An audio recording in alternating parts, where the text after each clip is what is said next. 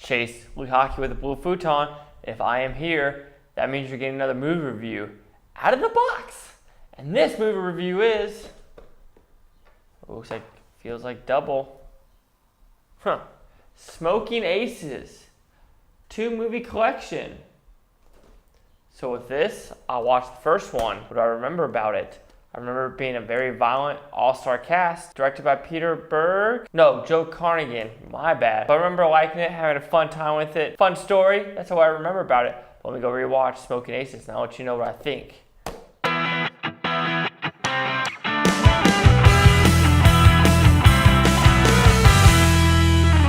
Alright, just got done watching Smokin Aces. Who's in it? We have Ben Affleck, Alicia Keys, Andy Garcia, Chris Pine, Jason Bateman, Common, Jeremy Piven, Ryan Reynolds, Ray Liotta, and Taraji P. Henson in this all-star cast, like I said before, which is about Buddy Ace Israel, who is a magician in Vegas, who wants to be big. Not just big in the show business, big in the mafia world, because that's what people in Vegas do. They're also big in the mafia. He gets in too deep.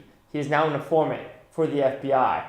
And now people are after him. Hitman, and the FBI is trying to get after him. Oh yeah, it also has Joe Edgerton in it. So there's a lot of people in it. But that's basically the plot. You have Hitman, Bill Bosman, FBI going after Jeremy Piven's character. So what's the good about the movie? Well, if you like bloody action movies with characters you don't know who's going to die, 1st, 2nd, 3rd, 4th, 5th, 6th, 7th, 8th, 9th, or 10th, you're going to like this movie. It has some pretty witty dialogue, pretty witty characters, and if you're just looking to turn your brain off for an hour and 50 minutes, this is the way to do it, because it goes by fast, the characters are all likable to some extent, you're curious what they want to do next, and they're all interesting, so it's a very positive thing when you have a movie like this with this many characters. You want to make all of them interesting, and they all are interesting. And that last showdown, very well directed, acted, edited, and choreographed, as well as I like this director, how he does a lot of real world shooting, not a lot of CGI, where he has everything in one shot. So if one person gets shot, you see everything. It doesn't have a lot of cut editing like that Oliver Megaton director. So the bad about the movie, well, it's kind of predictable. You kind of know what path it's going to in this movie. And if you do not like that much bloody violence, you're not really going to like this movie, because also some of it's kind of hateful and mean violence. So it kind of bothered me on some levels that some of it was like, damn, we're going there. Okay, we're going there. And some of this just choices from the cops, especially the last scene where you have a 50 cal in another building across the way sniping you. You're not just going to take your gun out and just randomly at a direction which you don't know how many people you probably accidentally shot and killed. So some stupid choices by characters that kind of make no real life sense. But hey, we're talking about a movie based in Lake Tahoe where Hitman and FBI are going after this one guy. Which, by the way, is the FBI really telling the truth? Or are they trying to cover their own ass and try to keep secrets? Is this relevant to today's age? It must be. That was a joke, guys. My bad jokes. So the good about the movie, witty characters, witty script. You don't know what's happening. If you like bloody violence, you're going to like this movie. The bad about the movie, some characters are witty and some of the violence is a little much on some levels. I don't really say that a lot, but some of it was just mean-spirited as well. But yeah, that's what we got to say about Smokin Aces. Smokin Aces will receive a 3 out of 5 blue futons, which equals to 60%. And now let's see what the critics and user scores gave Smokin Aces. Woo!